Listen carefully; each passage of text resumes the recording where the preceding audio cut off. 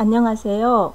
오늘은 명화로 배우는 서양미술사 5강 바로크 미술을 시작하겠습니다. 먼저 1편에서는 바로크 미술의 전반적인 작가들, 명화 작품들을 통해서 바로크 미술을 이해하고요. 바로 이어서 2편에서는 베르메르의 이 진주 귀걸이를 한 소녀, 이 작품이 영화화됐던 2003년에 개봉한 피터 웨버 감독의 진주 귀걸이를 한 소녀를 보면서 바로크 예술의 어떤 특징들을 더 살펴보겠습니다. 자, 먼저 바로크란 무엇일까요? 저희 책 교재 112페이지에 보시면 큰 타이틀로 바로크 화려한 시대 이렇게 나와 있습니다. 르네상스 미술의 진일보한 기술, 웅장한 스케일과 마니에리즘 미술의 감성적이고 격정적이며 극적인 요소가 결합된 바로크 미술은 미술사에서 가장 화려하고 탁월한 시기로 자리매김한다.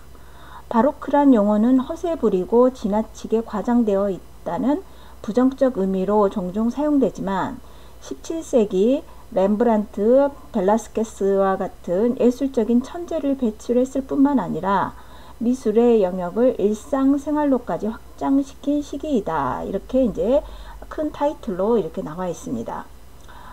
대체로 보면은 일반적으로는 17세기에서 18세기를 바로 바로크 미술의 시대라고 부르고 있습니다. 바로크라는 말 자체는 울퉁불퉁 못생긴 진주라는 뜻의 포르투갈어입니다.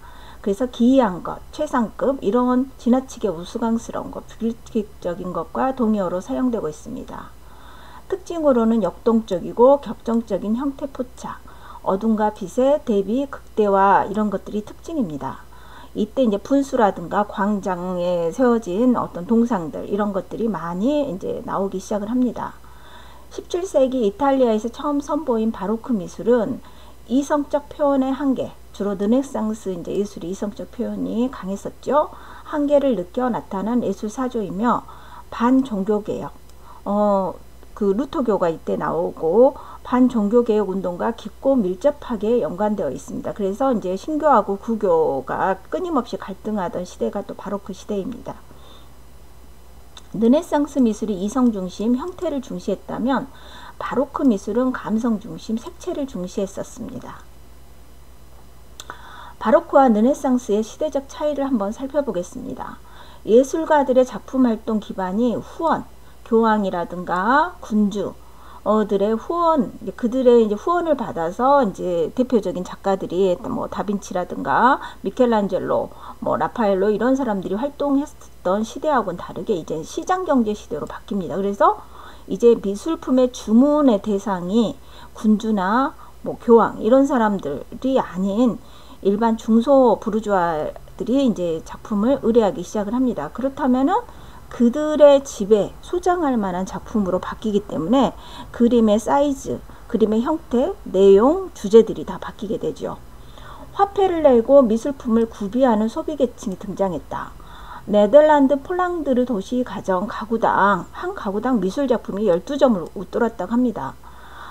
저희 지금 예양도시라고 하는 저희 지역만 하더라도 각 집마다 적지 않은 미술품들이 있다고 해요. 이 미술품이라든가 예술품들을 소장할 줄 아는 사람들, 그들의 감성, 그들의 문화, 그들의 낭만은 일반적인 다른 사람들하고는 좀 다르겠죠. 그전에는 이제 교황이라든가 군주 이런 사람들이 주문 후에 생산을 하는 방식이었다면, 그래서 주제가 대부분 정해져 있었죠. 종교적인 이유라든가 뭐 교황의 초상화, 아니면 이제 군주의 초상화, 뭐 귀족의 부인, 막 이런 식으로 이제 정해져 있었다면은, 이제는 작가가 어떤 사람이 내 작품을 살 줄 모르기 때문에 다양한 생산 방식을 가지고 있었습니다. 이때 바로크 시대부터 나온 게 집단 초상화, 그 다음에 역사적 스토리가 있는 역사화, 풍속화, 네덜란드 풍속화가 또 유명합니다. 이때부터 본격적으로 풍경화가 하나의 장르로서 인정을 받았고요. 더불어 정물화도 하나의 장르로 나오기 시작을 합니다. 고대 그리스는 주로 신화 중심이었고 르네상스는 종교화 중심이었다면, 이제 바로크는 집단 초상, 스토리가 있는 집단 초상, 그 다음에 역사화, 그 다음에 생활이 담긴 풍속화, 풍경화 이렇게 장르가 다양하게 나타나게 됩니다. 자, 오늘 살펴볼 바로크의 거장들의 지역적 구분을 한번 보겠습니다. 니콜라 푸센 같은 경우는 프랑스에서 활동한 바로크 작가고요. 카라바조는 이탈리아의 작가, 벨라스케스는 스페인, 루벤스 같은 경우는 플랑드르라고 해서 네덜란드 남부에 해당되는 벨기에 지역에 해당되고요. 그 다음에 렘브란트, 베르메르 같은 경우는 네덜란드 북부, 17세기 네덜란드를 말하고 있습니다.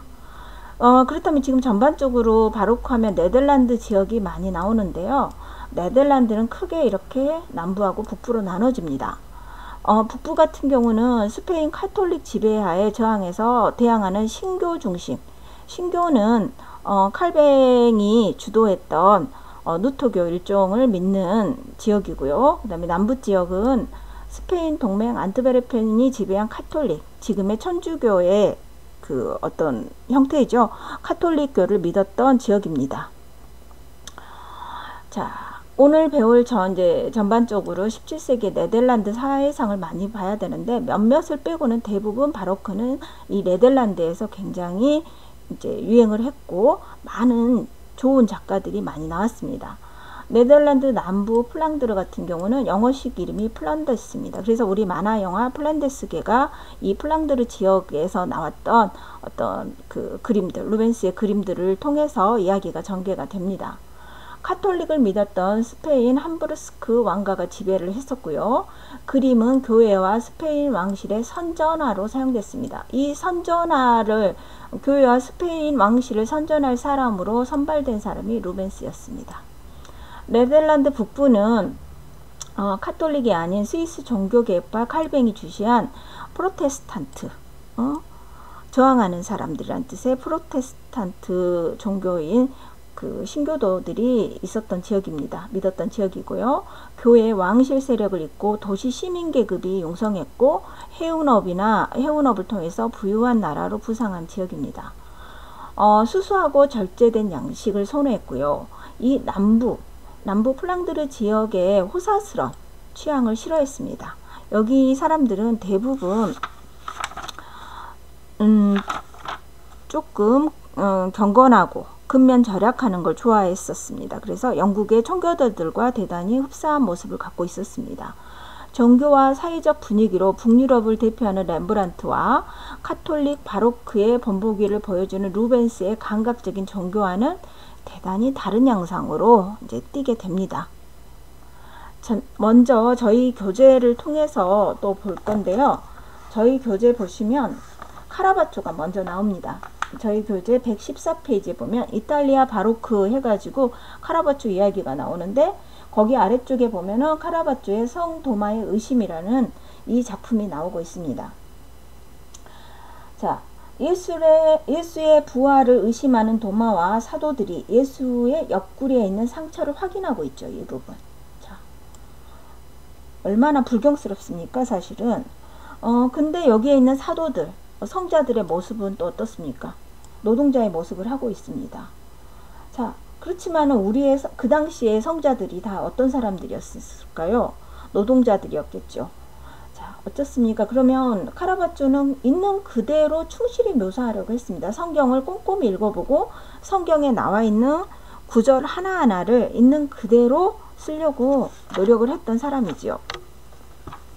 카라바초는 원래 성격도 대단히 쉽게 화를 내기도 하고 뭐 흥분하다가 사람을 칼로 찌르는 일도 있을 정도로 굉장한 성격, 격한 성미의 성미를 가졌던 사람입니다. 그가 작품에서 추구하고 두려워하는 것은 진실이 아닌 것, 자기가 보지 않은 것을 그리는 것, 고전적 규범을 그렇게 그는 좋아하지도 않았고요. 그리스 로마적인 이상적인 아름다움도 별로 그가 좋아하는 형태는 아니었습니다. 그가 얘기하고 싶었던 것들은 인습을 타파하고 미술을 아주 새롭게 만들고 싶어 했어요. 아름다움과 전통을 전혀 존중하지 않는다고 비난받았던 최초의 화가이기도 합니다. 그렇지만 나는 이 송도마의 의심, 이 작품을 통해서 얘기하고 싶었던 거는요. 의심하기에 인간은 자유롭다. 인간이기 때문에 우리가 중세적인 신을 의심한다는 건 중세나 어떻게 보면 전통에서는 있을 수 없는 일이죠. 신의 말은 무조건 따라야 했었으니까. 하지만 그 신의 모습도 지극히 인간적이기에 신성한 신의 모습이 있을 따름이다. 신의 모습은 바로 이 지극히 인간적인 모습에서 있다는 것이요. 그래서 이게 진정한 르네상스 정신을 보게 되는 모습이고요. 신 중심의 중세로부터 탈피해 인간을 조명하고 인간을 중심으로 생각하기 시작한 진정한 인본주의는 카라바초에서부터 왔다고 봅니다. 그리고 그러한 어떤 신중심이 아닌 인간 중심의 사고를 하는 근대성의 출발점도 바로 이 카라바초의 그림에서부터 시작을 하는 거죠. 도마를 통해 교회의 중세적인 권위를 내렸고요. 인간이 신의 부활을 의심하면서 상처에 손을 껴 넣기까지 하면서 이 생생한 장면에서 신을 의심하는 최초의 인간이 등장하게 됩니다. 후에 니체의 신은 죽었다는 얘기도 아마 이 카라바초의 이 그림에서 영감을 받았지 않았을까 싶습니다. 다음은 성 바오르조의 개종이라는 카라바초의 그림입니다. 카라바초의 모든 전반적인 그림들은 베르메르, 렘브란트, 드라쿠르와 쿠르베, 마네의 그림에 상당히 영향을 미칩니다. 그래서 카라바초는 미술사를 통틀어 가장 큰 영향력을 끼친 혁명가로 일컬어지고 있고요. 르네상스의 관념적인 학풍에서 벗어나 빛과 그림자의 대비와 극적 구성, 그 다음에 사실주의. 그래서 이제 카라바초는 비평가들은 자연주의자, 사실주의자이긴 한데 자연주의적 사실주의자라고 부르고 있습니다. 그의 작품 형태는 대단히 아름답기보다는 자연을 충실하게 묘사하는데 우리가 자연은 무조건 아름답지만은 않죠. 추한 것들도 있고 카라바초는 이것을 있는 그대로 묘사하고 싶었습니다. 그래서 이제 우리가 아까 봤던 성도마의 의심 이런 작품 같은 경우도요. 요한복음 20장 27절에 보면 예수께서 사도들에게 이런 말을 합니다. 내 손가락으로 내 손을 만져보아라. 또 내 손을 내 옆구리에 넣어보아라. 그리고 의심을 버려라. 그리고 믿어라. 이런 구절이 있다고 합니다. 그 성경의 구절을 그대로 묘사하는 게 바로 카라바초식의 어떤 작품 스타일이었습니다. 카라바초에게 있어서 빛이라는 건 인체를 우아하고 아름답게 만드는 게 아니라 깊은 어둠과의 대조를 생겨나게 해서 번쩍이게 하는 어떤 빛이다. 어떤 그 지혜, 깨달음 같은 빛이라는 것이죠. 자, 바로크 시대 하면 누가 뭐라해도 루벤스죠. 루벤스. 자, 루벤스의 초상화입니다. 루벤스만큼 미술계에서 성공한 사람도 없었을 것입니다. 루벤스 같은 경우는 저희 교재 120페이지에 플랑드르 바로크 해가지고 루벤스가 떡하니 나옵니다. 스페인의 영향인 안트베르펜은 카톨릭 중심의 종교화가 이제 유행을 했었고요. 루벤스의 아버지 또한 독실한 이제 개신교였고, 루벤스는 카톨릭으로 개종을 했습니다. 그는 이제 루벤스 같은 경우도 이탈리아 로마로 이제 유학을 가서 오랫동안 이탈리아에 체류하면서 르네상스의 거장들을 작품을 접하면서 예술적 소양의 시기를 굉장히 오랫동안 다집니다. 그처럼 성공한 예술가도 없었을 것입니다. 그는 학자이자 외교관이었고 사교 또한 굉장히 뛰어나서 부와 명예를 다 가졌다고 합니다. 루벤스가 이루어낸 일들은 굉장히 많은데요. 역사상 처음으로 역사화를 루벤스가 그렸고요. 그 작품은 다음 장에 보여지는 마리드 메디치의 생애라는 작품을 통해서 보여집니다. 그리고 그를 통해서 최초로 어떤 이제 서양의 풍경화가 나오는데, 그의 풍경화는 존 컨스터블 등에게 영향을 미쳐서 프랑스의 이제 인상주의 학풍을 낳게 됩니다. 루벤스는 강렬한 색채, 윤택도는 질감, 충만한 에너지, 밝은 느낌의 작품들을 많이 제작을 했었습니다. 자, 이게 역사화고요. 스테인드 성이라고 하는 루벤스가 그린 최초의 풍경화입니다. 유럽 풍경화의 선구적인 작품으로 후에 모네, 콘스타블, 터너 등에게 영감을 주었습니다. 자, 루벤스의 작품은 뭐니 해도 성모 승천, 십자가에 내려지는 그리스도. 저희 교재에서도 십자가를 세움이라는 작품이 있고, 세움, 내려짐 이런 그림들이 루벤스의 대표적인 작품입니다.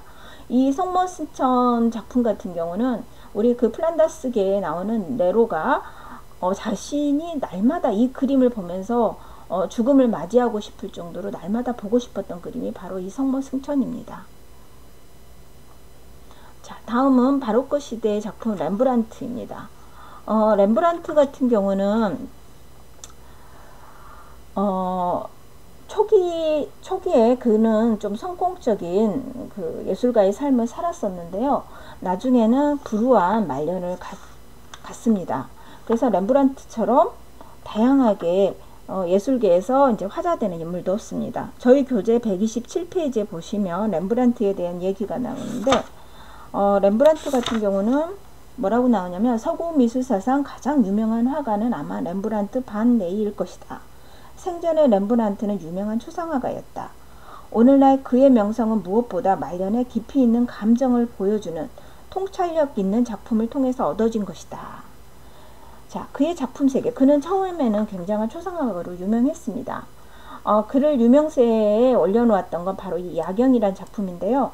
저희 교재 129페이지에 보면은 이 야경에 대한 설명이 나와 있습니다.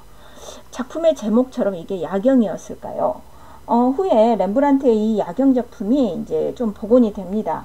그러면서 이 작품 위에 덮여있던 어두운 유약이 밤의 장면이 아닌 어떤 이제 낮의 장면, 그래서 대낮의 장면임이 밝혀졌고, 렘브란트 같은 경우는 딱딱한 그룹의 초상화를 개혁하여 바로크적인 빛, 바로크 하면 뭐니 해도 이런 그 화면에 빛을 인물 중심으로 이렇게 쏘아 올립니다.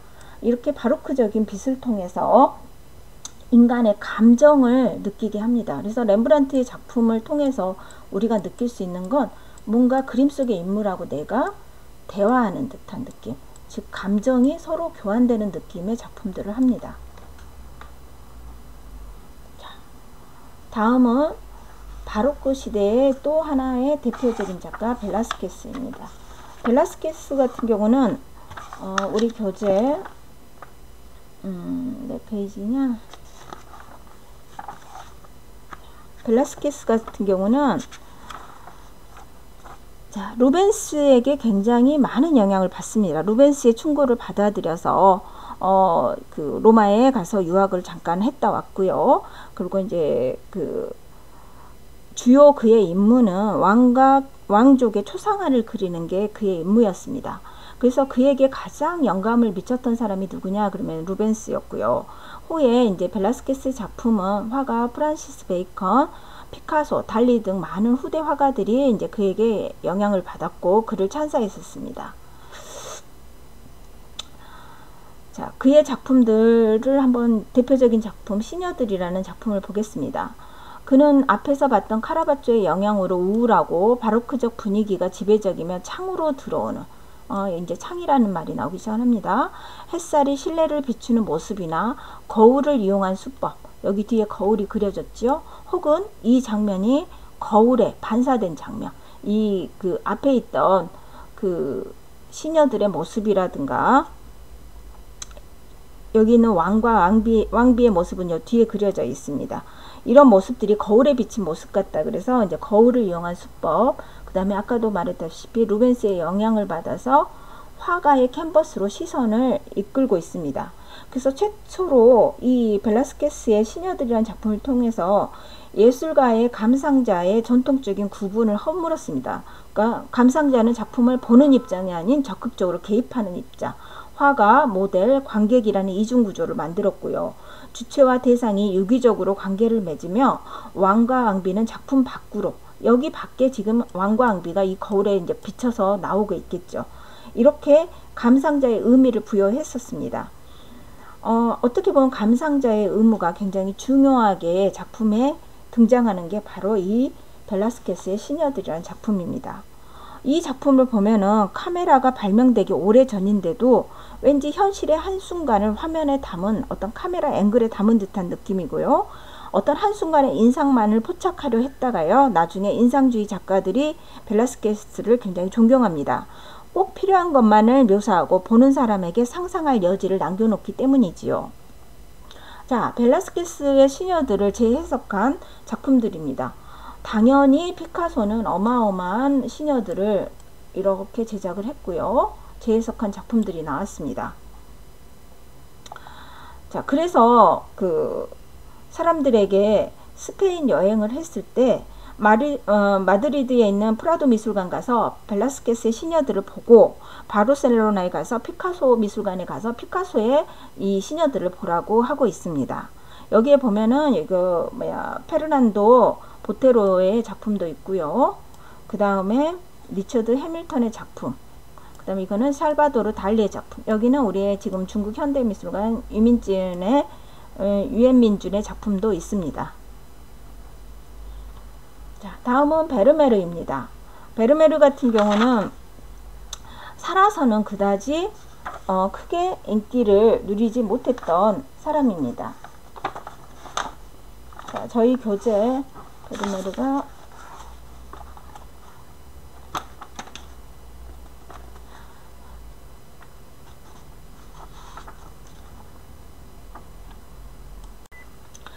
저희 교재 130페이지에 보면은 베르메르 빛의 화가, 그리고 수수께끼로 가득 찬 생애로 인해 델프트의 스핑크스라고 불리는 화가 요하네스 베르메르 이렇게 나와 있습니다. 렘브란트 다음으로 유명한 네덜란드 화가가 그가 되었는데요. 그의 그림들은 어떻게 보면은 빛의 사용법에 능숙한 화가이기 때문에 다른 화가들에 비해서 대단히 그 빛에 대한 이야기, 빛의 사용법에 대한 이야기를 할 때 베르메르의 이야기를 항상 하고 있습니다. 그거는 살아생전에 그렇게 많은 작품을 남기진 않았는데요. 한 30여 점, 40점이 안 되는 작품이 남아있다고 합니다. 그거는 그가 너무나 꼼꼼하게 작업을 했기 때문에. 그는 이제 주로 완벽한 균형 잡힌 구도를 사용을 했고요. 색채는 순수하고 밝아서 그 이전까지 화가에게는 볼 수 없었던 어떤 밝고 강렬한 그런 주제들을 가지고 작업을 했었습니다. 자, 이렇듯 베르메르의 작품은 여기서 보면은 부엌에서 일하는 하녀, 그 다음에 우리 다음 편에 보실 진주기호를 한 소녀같이 이렇게 그다지 중요하지 않은 인물 혹은 일상적인 삶의 순간, 이런 것들을 굉장히 사실적인 묘사, 이 벽에 보이면 이런 못자국까지도 다 그려놓습니다. 그 다음에 여기 깨진 창문에 통해서 나오는 조금 더 밝은 빛, 이 빛을 통해서 이렇게 빛이 쏟아지는, 빛이 이렇게 부딪히는 순간, 삶의 일상의 순간이 이렇게 아름다운 순간처럼 보이게끔 그림을, 소소하고 소박한 삶이 얼마나 아름다운가를 베르메르를 통해서 보여주고 있습니다. 자, 우리 교재에서도 보시면 베르메르에 대한 이야기를 잠깐 하고 있는데요. 이러한 평범한 주제를 가치 있게 만드는 요소, 그의 시각적 사실성, 이런 평범한 주제가 소중하다라고 보여주는 작품을 제작한 사람이 바로 베르메르입니다. 이상으로 우리 바로크 시대의 미술 작품 베르메르까지 마치고요. 바로 이어서 2편에서 우리 이 진주귀걸이를 한 소녀를 영화했던 바로 이제 영화를 볼 건데요. 베르메르는 이렇게 물주전자를 든 젊은 여인, 그 다음에 저울질을 하는 여인, 이렇게 특별할 것 없는. 근데 지금 여기서 보면은 여기에 있는 여인들은 대부분 시선을 관람객을 보고 있지는 않습니다. 자기 일에 몰두하고 있는 모습이죠. 그리고 다 창문을 통해서 빛을 보고 있습니다. 그렇지만 여기 있는 진주귀걸이를 한 소녀 같은 경우는 시선이 어디에 닿아 있습니까? 바로 보고 있는 사람을, 자신을 그리고 있는 사람 혹은 자신을 보고 있는 사람을 보고 있죠.